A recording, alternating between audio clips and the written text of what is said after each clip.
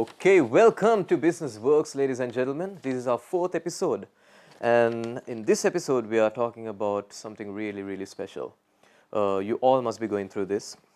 Even if you don't think that you are going through this, there's a high chance that you are at least anxious about this.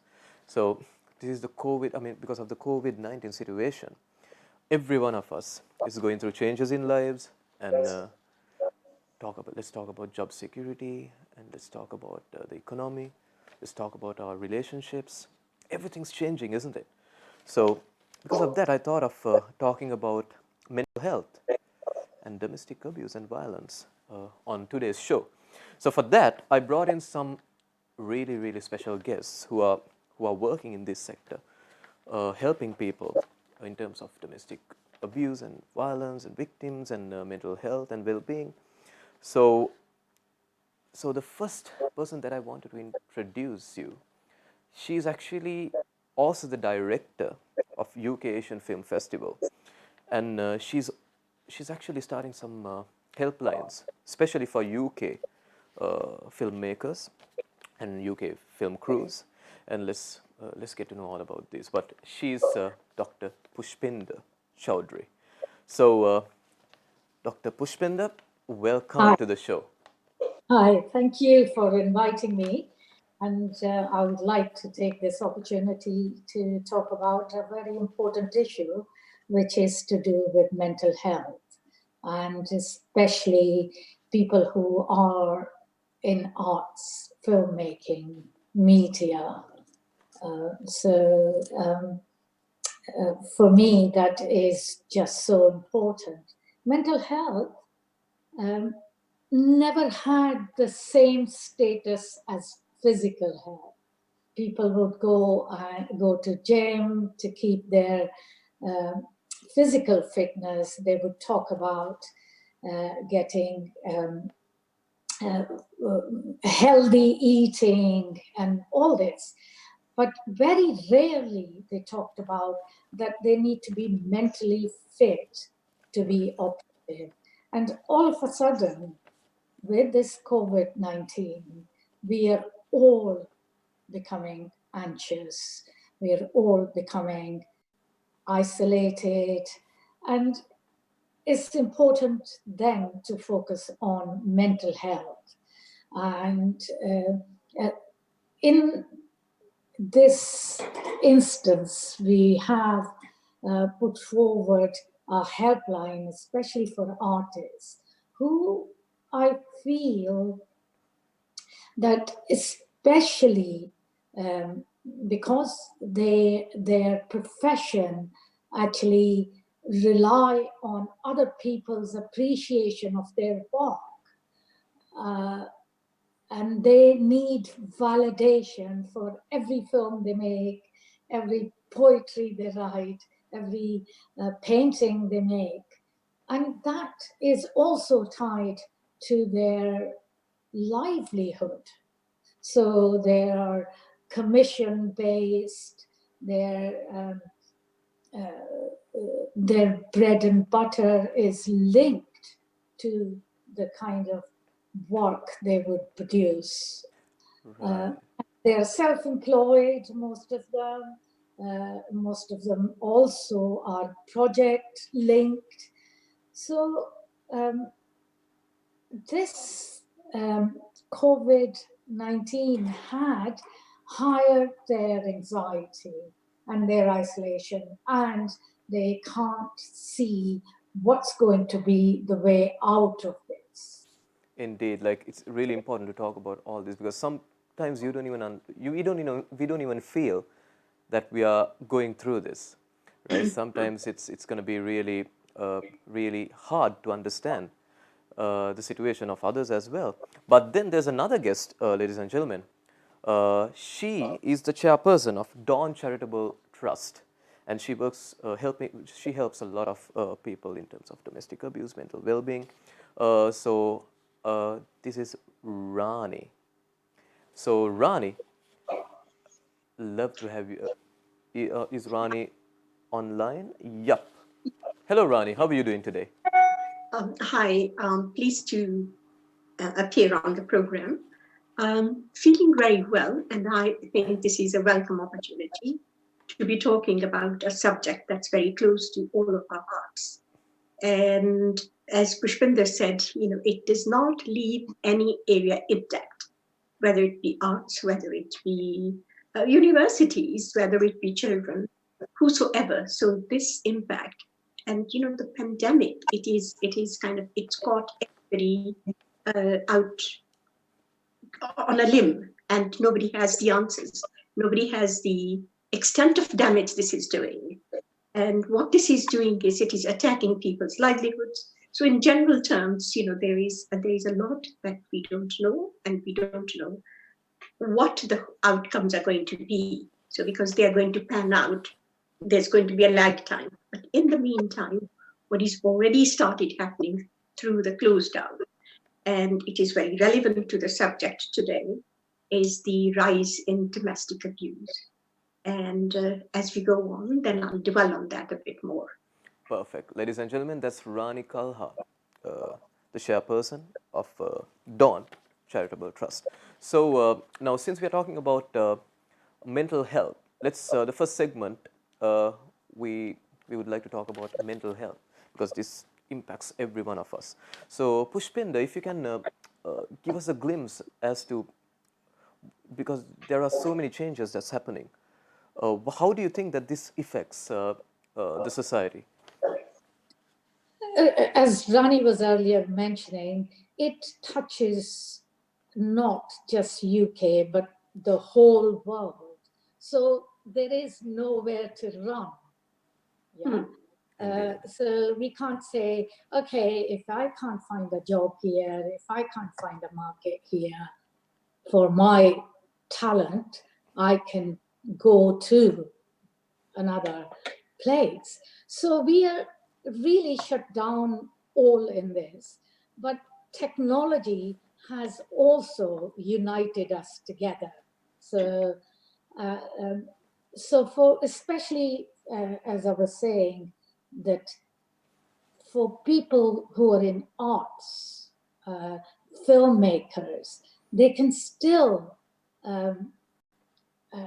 get together online to talk about how they are feeling, and that is the reason we are actually setting up this line so people can ring in, talk about their creative aspirations, how this has to be, how we can help them motivate, direct them in a way that they have an outlet, and that there is going to be something important, creative coming out of this. And we feel as a arts organization, we have a responsibility to our members, to our clients, to our audience, because we have in recent, especially this week, seen some of the businesses are being opened, be it in a very small scale. But opening of galleries, opening of theaters, opening of cinemas seems a long way off. So what we want to do is find out how creatively we can move forward and have a platform, create a new kind of platform for their work. And for this, we need to look after our mental health. And mental health, not only of individuals, but it's very much important that the organization, the workplace, the other people that we work with have a good mental health, because only then we can rise above the isolation, the anxiety, and all the other related issues that affects our mind. But more, I think for me, people who are already before this COVID-19 had mental health issues, had anxiety, had especially OCD. If they were already kind of had a condition, this environment has made it even worse for them. So I would like them to feel that where we, as an organization, provide a platform for them to show their talent and express their creativity, we can also motivate them and support them. And I'm a qualified psychotherapist, so for me, films are a good way to tell stories. And we are equipped to listen to people, their stories, and see what can be creative options for them to move forward, and not only talk about. So in a way, move a little bit of stigma attached to mental health, that they could go to their ordinary organization and talk about how they feel and how they can be motivated, how they can be more creative.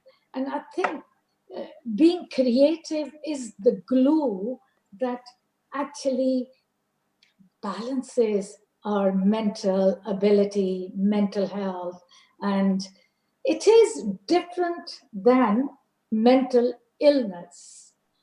And we have the expertise in our organization.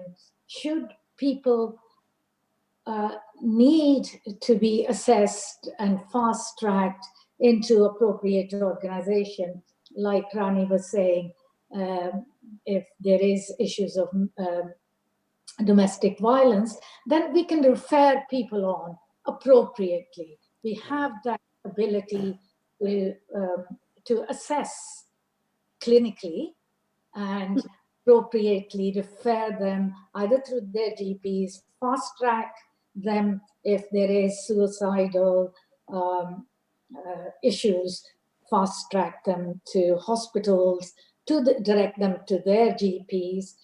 So we have a system, and our helpline is going to be opening this Monday, and I'm sure you have the details on the screen later on. Indeed, yeah. So the way it will work is that we'll get people to ring in our office number, leave a message, and we will call them within 48 hours. Right. And we will do a telephone assessment. Yeah. Right. See what their needs are. Right. What is it that we can support them with? And what kind of help they need. And I think that assessment is very important. We have a number of qualified volunteers who will be able to take arts-related issues that need to be done, Right. need to be discussed, need to be talked about. But we can tease out the issues if there is more serious issues that needs to be a further referral, then we have that information with us for them to be referred on. So what we'll do is we'll talk all the support that you guys are providing in detail on our third segment as well. So if people wants to know more about this support, then that's where you can get all the information through as to what are the support that's available. And also, I would like to ask a quick question before we go to an advert break. So how do we know, like, is there a way of knowing, okay, we should contact someone right now? This might be a dumb question in a way. It's not. It's not. is not a dumb question, because we all need somebody to speak to. And Right.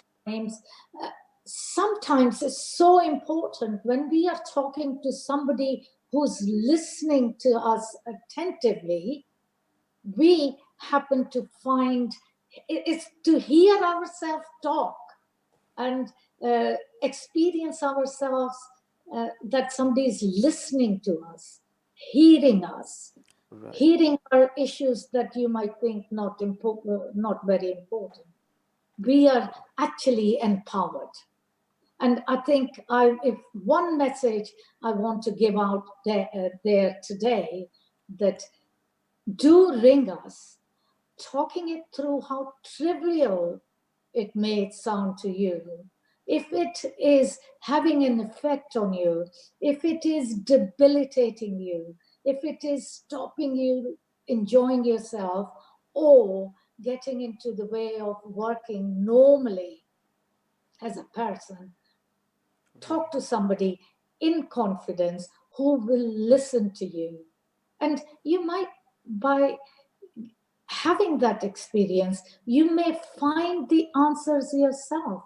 That is so amazing, that when we talk aloud and not live in our heads, then we actually are throwing in the air our issues, our concerns, our anxieties. And that, if somebody is catching it in their ear, we feel that we've left it with somebody. And I think it's an amazing, trusting experience where we can tell somebody how we feel without being judged. Right. And that's an amazing experience. I think that's an important point. We, if you're feeling that you can't work as normal as before, or if you're feeling that you should be talking to someone about this, don't hesitate. You should. So that's we are going to talk more about these helplines in our third segment. But for now, what we're going to do is we're going to go for a quick break and see you guys soon.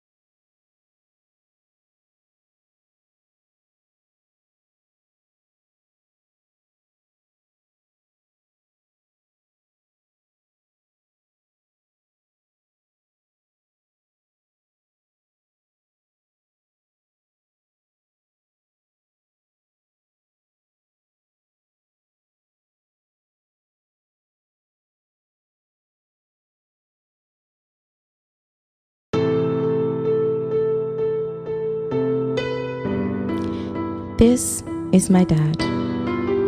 He was once a bubbly, happy, and positive person. He had been a cancer patient for many years.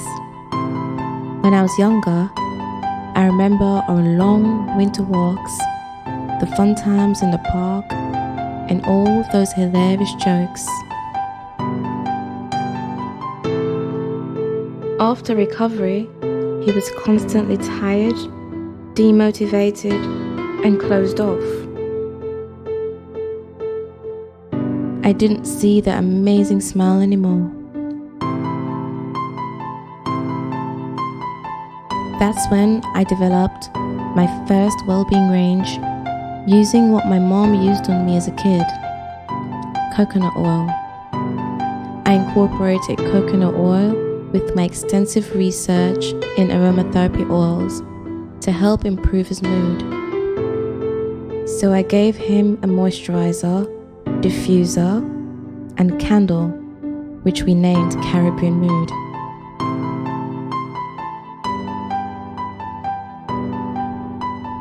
I saw difference in him, and I saw the amazing smile he used to have.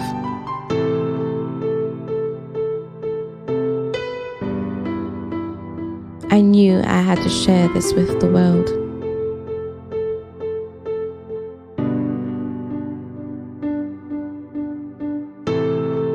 Okay, giving the organic lifestyle you deserve.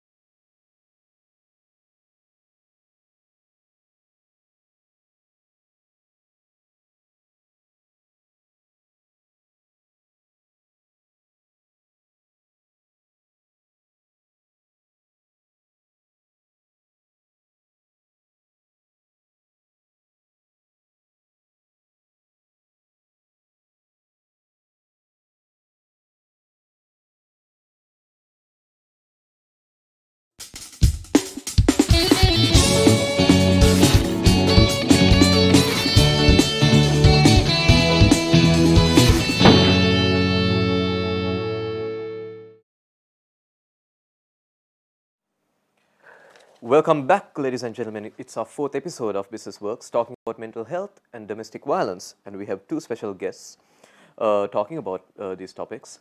And before I say anything else, I would like to inform you that if you have any questions, you can type it in. And if you know someone that would, that would get some help out of these programs, share it with them, and be a part of the community by commenting your thoughts. And everything's welcome. It's all about you guys. Okay, so right now we are going to talk about domestic violence and how the COVID-19 situation has.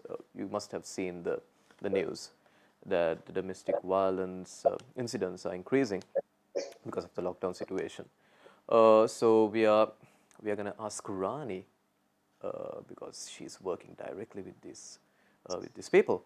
So Rani. Yes. So what do you think about the domestic violence and how this is increasing, and we are seeing this all over the news? What's happening, Rani? So what is happening is that this climate of uncertainty, raised anxiety, fears, and now just kind of picking up on what Pushpinder very eloquently presented before. These are the people. These are women, mainly because we are focusing on the women. And the probabilities are that, mostly these women who are the victims of domestic abuse. And there is a concern everywhere globally that something ought to be done and something needs to be done, because a lot of this is because women keep silent, because it's a question of honor of people. It is a question of kind of, not admitting to anybody. And also kind of we have seen from the issues that are presented to us, sometimes it is the matriarch, the mother-in-law or the mother saying, oh, just keep silent, don't talk about it. So it is almost as if kind of, the stigma we just touched on. It is like, the stigma kind of is the overriding factor. Not always, but in quite a lot of cases. And so where is the triggers for domestic violence? So these are women who are living in fear. They have been, there's a lot of, a domestic abuse in the form of psychological abuse, not necessarily physical abuse. Physical abuse is very rare. It is the mental abuse. And it is like being put down, being demeaned, and it's, and regardless of the educational, the educational level of a person, the socioeconomic background. It could be a judge, who's putting down the wife, and that is mental abuse.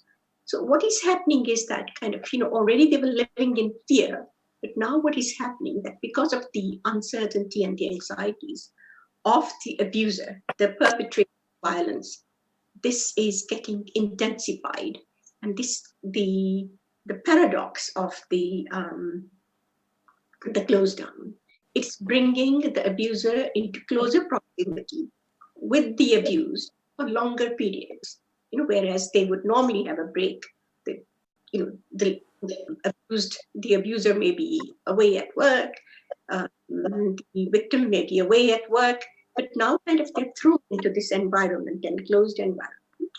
And that is kind of giving or extending the span of probabilities from which abuse can take place. So that is one of the reasons why there is so much awareness around this in domestic violence. And it is actually happening.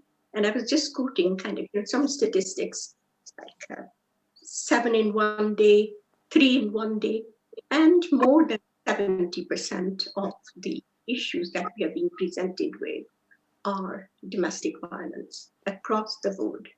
Right. So this is, what the triggers are. The triggers are all the uncertainties. We are all suffering. And one thing about, Angelo, you mentioned about how do we know the recognition? Right. That question is, very much to the point, because most of the time people have tolerated abuse, not knowing that it is the abuse. So not asking that question and speaking out and seeking help. So that is a main starting point. The biggest step is taking the telephone and either speaking to your GP or speaking to people like us, Dawn, and where you can get counseling support in more than 16, now 17 languages, including Somali. We've just taken on a Somali counselor. So that cultural familiarity is very important, and that building of trust, that is very important.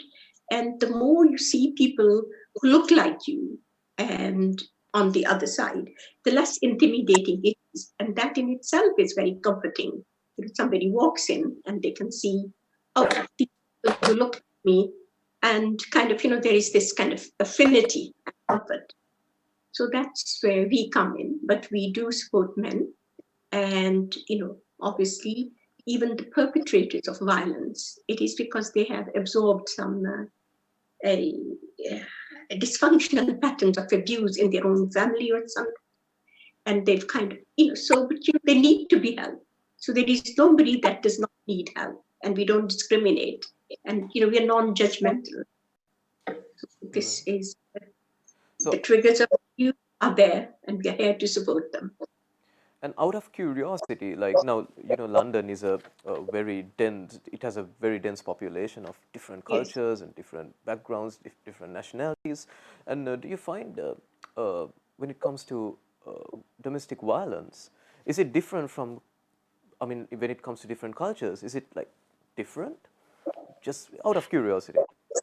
It is not different at all, except one aspect makes it a bit more complex.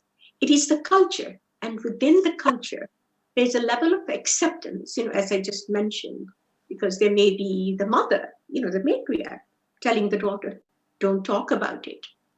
You're married and we want to see you, you're married, and, it's only, you leave the house when you die, kind of thing. There's, so kind of, in a way, this culture of shame and guilt and the stigma around divorce and the stigma around what will happen to us? It's not about, the victim, the woman and the family that is suffering.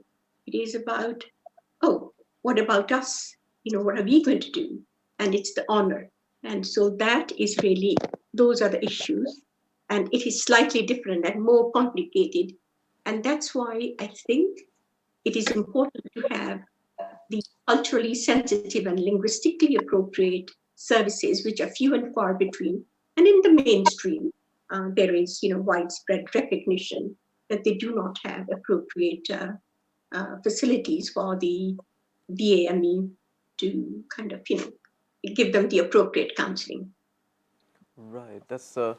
What I think about when I hear all this stuff, at this particular point, it must be difficult for some families because they're stuck inside a small space. Absolutely, that is part of the trigger. Right. So, if you can't go out, then how are there any possibilities as to how they can communicate, or how will they be able to speak to someone, even on a telephone? Will Absolutely. Absolutely. And we recognize that. And you see, we have to respond on the spot. And what we did was that, some of the women, they're not even supposed to have, there's so much control, they're not even supposed to have a telephone. So, but somehow they do have a telephone, and obviously they're able to use the text format and text messages and so on. So we recognize, and so we opened a chat line so that, the woman can find a quiet space and then start, with the chat line and, Right. conduct a counseling session that way. So yes, we have to. And again, like people like Boots, the chemist, they've chipped in and they're going to, or they are opened up their offices so that if somebody's abused and they can get to the point, then they can be given a space, an office space from where they can make a telephone contact. So kind of, we are nationally aware of the shortcomings of the paradox of, the close down and social isolation and kind of, the impact, the adverse impact of it and how do we deal with it. So I think as we go along, we have to invent ways of dealing with it. Right. And I just wanted to inform you all that we're gonna place all the information on our advert break as well. So when you watch our adverts, make sure you write it down, or like make sure you write down the numbers and write down the websites, and like you can check their websites out. And that's one thing I wanted to tell you all as well. And the other thing is, if you have questions, you can drop in now. Our last segment will be the Q&A, where we'll try to answer most of the questions that we are getting. And on top of that, we would like to inform about the current project that we are doing. We are helping businesses with free advert space on our program. So we are going to do, before we start our marketing project, we thought of informing y'all and maybe helping some of you guys who really need help. And we can play some of your adverts before we start the marketing process of this show. And coming back to Rani, Kalha, so do you think that there are some changes in some of these domestic violence patterns during this pandemic? I mean, I'm sure you have loads of experience in terms of the current situation that people are going through. So is there a change of pattern?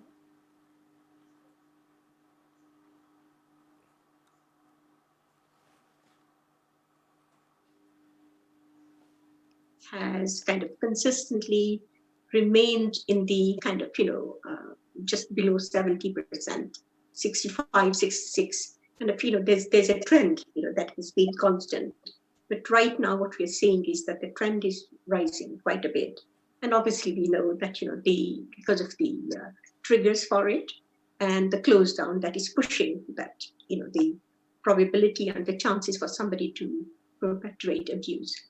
So that is rising, and then what's happening is, where a woman would kind of, accept or accommodate herself to a level of abuse in the past, but now the intensification and all the other fears, that we are picking up in the environment. So that is, forcing them to break the silence, and they can break silence by speaking to a friend, speaking to somebody who knows somebody who can, and say to her that, look, speak to your GP, and the GPs are very much on ball as far as mental health is concerned, because if your mental health deteriorates, then it's going to be a cost implication on the rest of the economy through physical illnesses, and then declining of the physical illnesses and so forth. So kind of, the whole of the community, the support community, is working together, but it's just that initial recognition, I was saying, and initial kind of, breaking the silence to somebody, and the first person, if nobody else, can be your GP. So that is where the numbers are rising. It's the referrals. We're getting referrals from GPs, and we're getting referrals from people who have sought support from people who deal with domestic violence, like Hestia is one of the organizations, as I said. they're national. And so it's through the grapevine. But, I think what we need to do is, we need to publicize more. We have to strip away the stigma.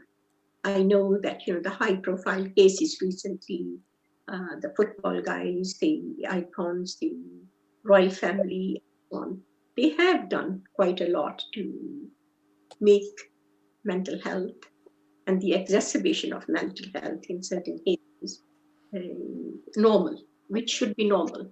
Because you have a cold, you go to the GP, you get some. It's the same way that, we want to kind of, put mental health, and Pushpinder touched on this earlier, we want to put mental health on par with the physical health. So that kind of, this kind of disconnect has kind of, led to a lot of the aggravation of the problems. Indeed. So, ladies and gentlemen, so we are gonna go for a quick break. But before that, we are talking about mental health and domestic abuse, and how the COVID-19 has what's the correlation of COVID-19 on these two elements. So we've got two special guests talking about the subject, and we are gonna come back talking about the help and support that's available for you guys if you're going through any domestic violence situation or mental health and well-being. We are going to talk about it after this break. AI Infinity really is about helping companies to enable them to use AI at the optimum level and to be more AI-driven companies to solve complicated use cases about the fraud, an example, or maybe customer engagement, facial recognition, and we just wanted to help them to be that. We would see ourselves as visionaries in detecting some edge computing on a very real-time basis of applications what we have here to enable companies to apply in different verticals. Hi, it's Raj Mupala, founder and CEO of AI Infinity. We're all going through this COVID crisis. I'm sure it's affecting businesses and people. So as an AI company, we thought of helping businesses to understand customers better, and we created an application, Alive Core. It helps businesses to understand customers' risks and issues, sentiments very quickly, and obviously with less staff. And a typical example is that we're all going through in this COVID crisis to reach out to our banks and institutions to express our concerns, and there was no staff available to do. So our technology and our application really helps to automate some of these processes and to help better customer experience and understand sentiments better. So stay tuned for more information and visit us at aiinfinity.co. And in the meantime, I would say stay healthy, take care, and we all go through this together. Thank you.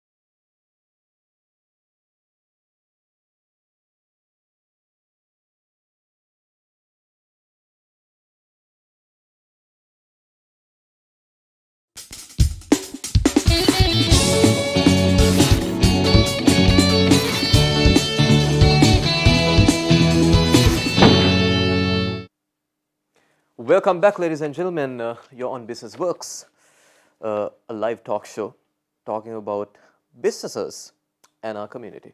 So this talk show is all about giving you value, adding the community some value. So if you get something, if you're getting something out of this, make sure you subscribe to our channel and share this with your friends and family.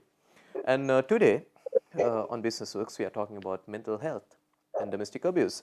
And we have two special guests who are talking about the subject.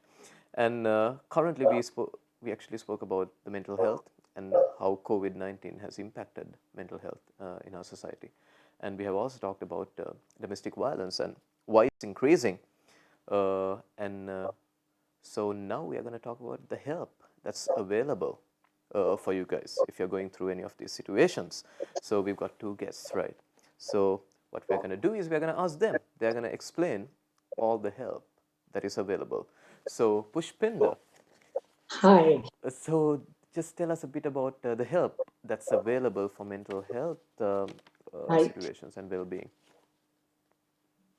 Okay, so the kind of service that we are putting forward has 3 steps. One is that they can ring us on the number that will be given later on, our office number, leave a message, and somebody will ring them back. This helpline has been started because we feel so important that being creative and being involved in creative writing, films, songs, music, poetry is the kind of thing that affects your mental health. And we can, once you have anxiety, if you ring in, we'll be able to assess if it's what can help you. We are working with GPs who have now recognized the importance of creative arts. So they are doing social prescribing. So our support will be at different levels. One is one-to-one counseling on the phone. Then we could do proper assessment and refer people appropriately should they need more help. And thirdly, to create a networking opportunity, a forum, so people can meet regularly and talk about and be supportive. So that's that is the nature of our support going to be. And as I said, social prescribe has been officially recognized by the GPs, who now, instead of prescribing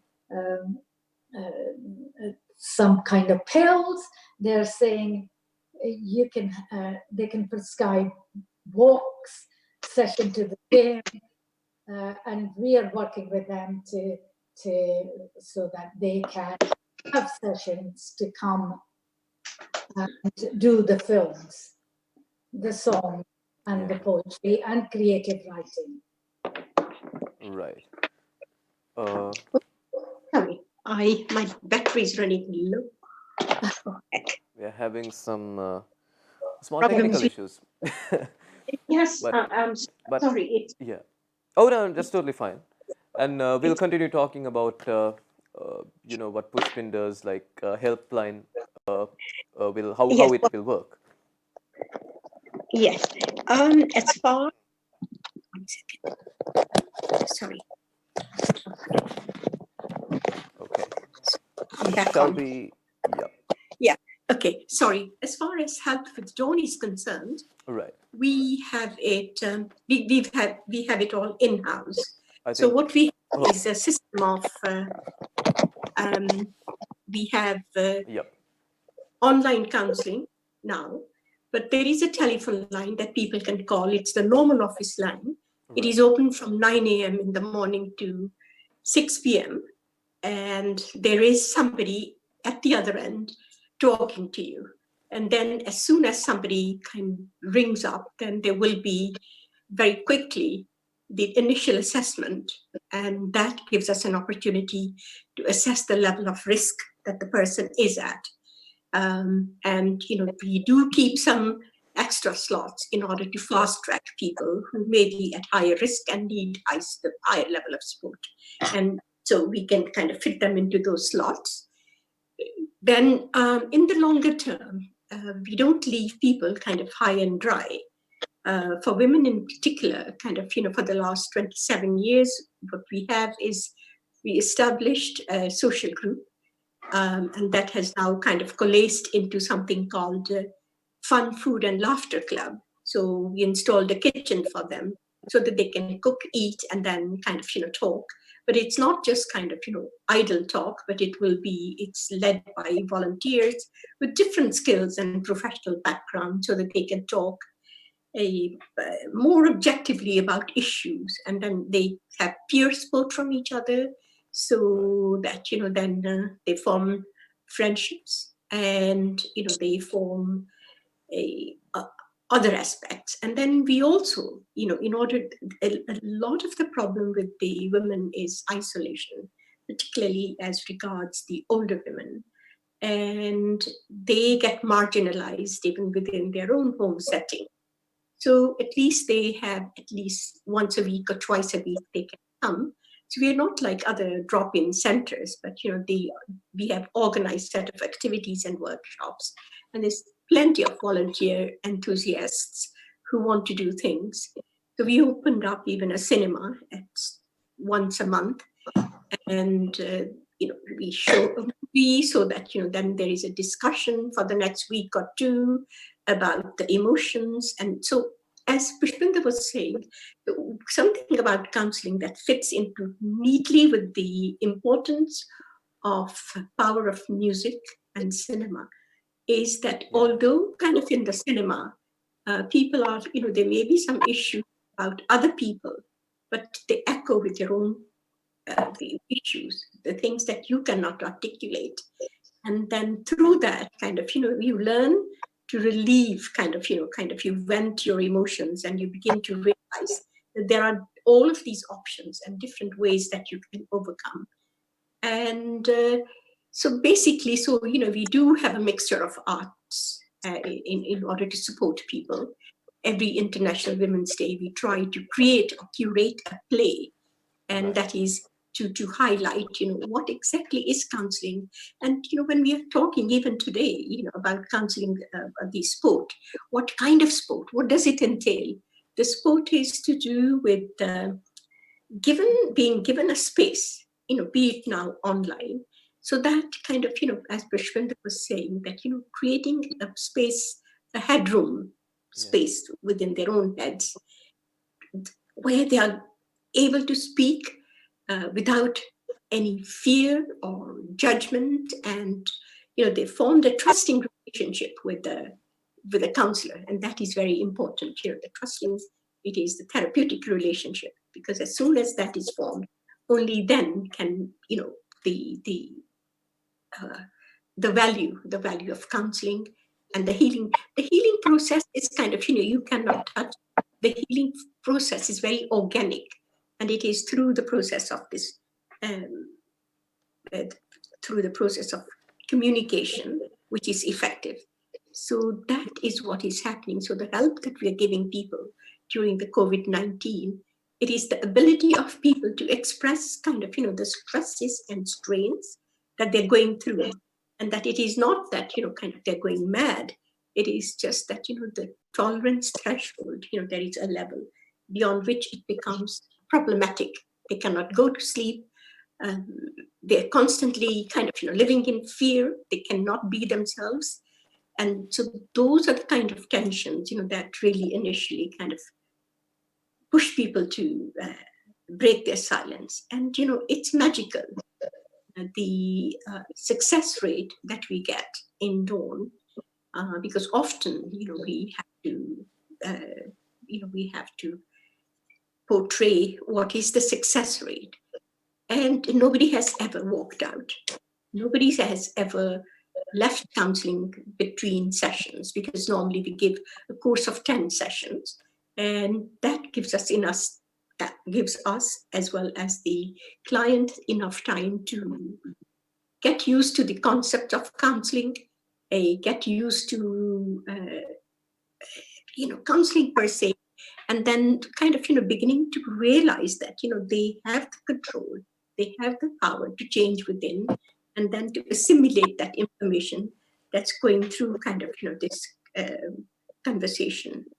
And so the counseling is kind of very much a matter of communicating effectively.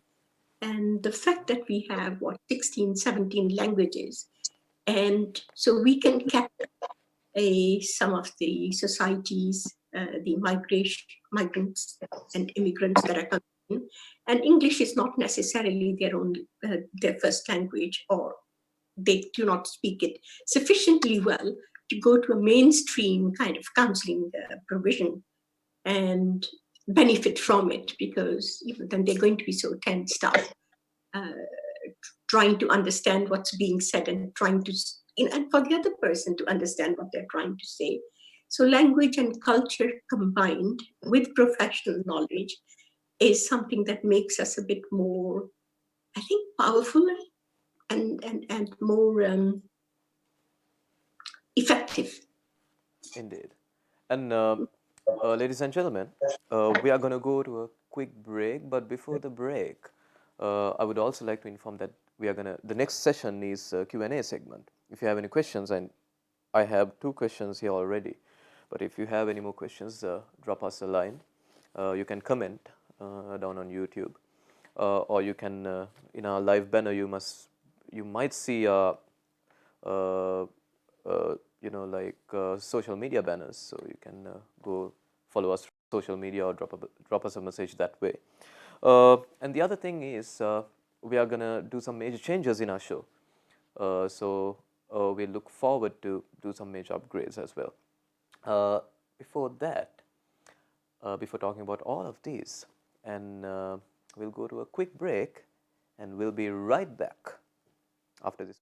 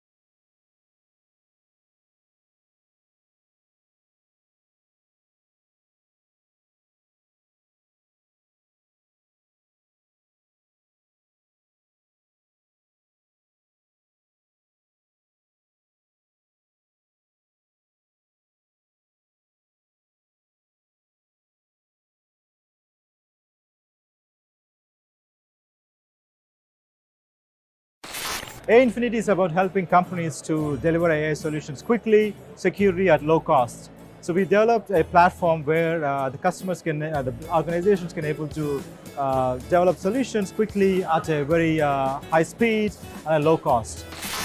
So the platform has got a power of AI engine and a real good visualizations platform, which is very unique in the market, and it's mainly aimed for AI for business users.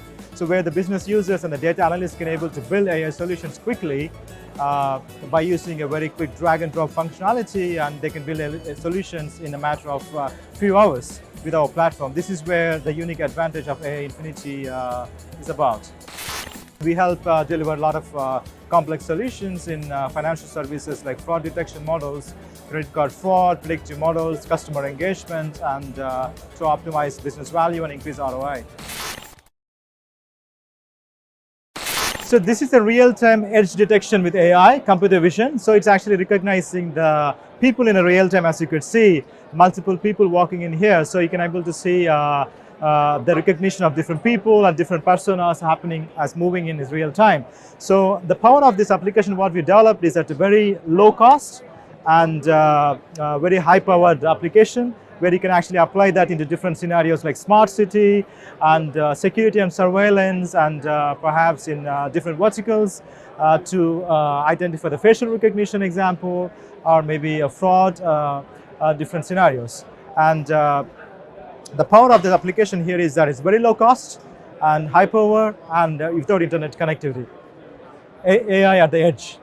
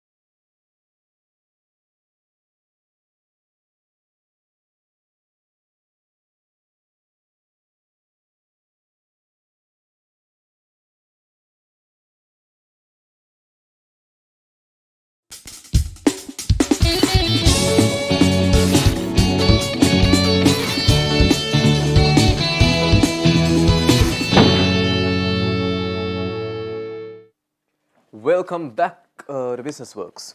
Ladies and gentlemen, this is our fourth episode, and we are talking about mental health, domestic abuse, and how COVID-19 has impacted these two elements. So we have two special guests.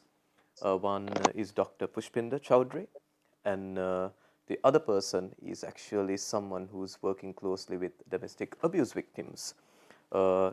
She's the chairperson of Dawn Charitable Trust, Rani, Kalha. And so we have some questions, guys. So the first one from Jerem.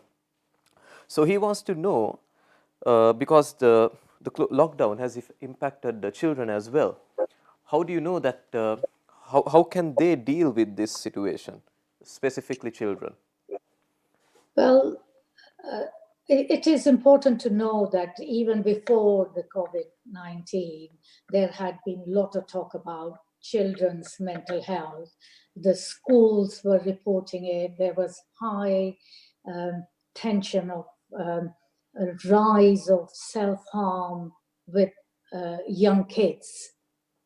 And they were actually saying that this is because of media, Facebook, where there were people putting forward their pictures and visual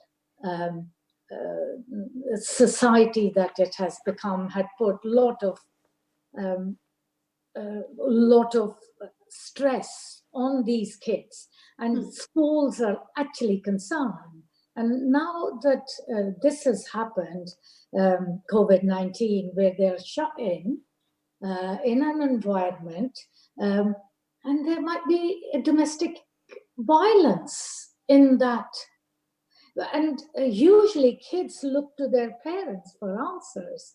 And now they see their parents being anxious. Their parents don't have the answers. Their parents being isolated and shut down at home. So that's having double the effect on them. That's why it's so important that they remain creative, they remain happy, and they remain linked to their friends, may it be through technology. If domestic violence is happening, not to them, but they are within the hearing vicinity of what is being happening, then they are even more vulnerable. Indeed. And there's another question from Abby. So she's asking about voluntary work, and if someone wants to work as a voluntary. how can they join? And in terms of both of you guys, I think both of you guys Right. can chip in. Yeah. I would, you see, because a lot of the work that we do, and because it is about empowerment of women, and so volunteering, it ties in with that. So kind of we've encouraged clients who have had counseling, they've kind of graduated and they've moved on. So sometimes in order to express their gratitude, they have come and worked with us in different skills that they can have: arts, dance, singing, painting. They've done creative work. And so, we have, and to volunteer with us, it's a very simple process. You have to just ring up the line, and in our case, you'd have to ask for Ambi, and Ambi is the counseling coordinator. And anybody who wants a telephone will forward the call. And, then just say, this is what you're interested in, these are your skills. And then kind of, then we have to conduct the due diligence process, the DBS and so on, to see that if they have exposure to vulnerable people. But we try to get the DBS, anyway, and, we have a process of getting that.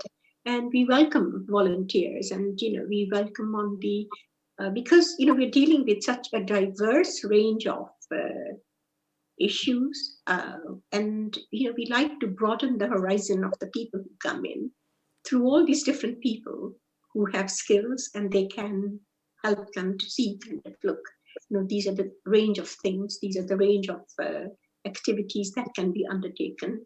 So I think it's a very useful and a very healing process, and it's a two-way learning process for everybody who's volunteering. There's a huge reward in seeing that somebody else appreciates your work. Indeed. And what about Pushpinder? Do you all offer any voluntary work? Yeah, we have a very strong program for training the volunteers. So they could be trained to do the kind of work that they want to do within our film festival, or creatively work with us on judging the films. We run workshops to do different duties on during our festival. We have a short film competition. We train judges to judge the short film, and all these programs are well supported by a number of workshops for the volunteers, and then they go on to be part of the system for our film festival.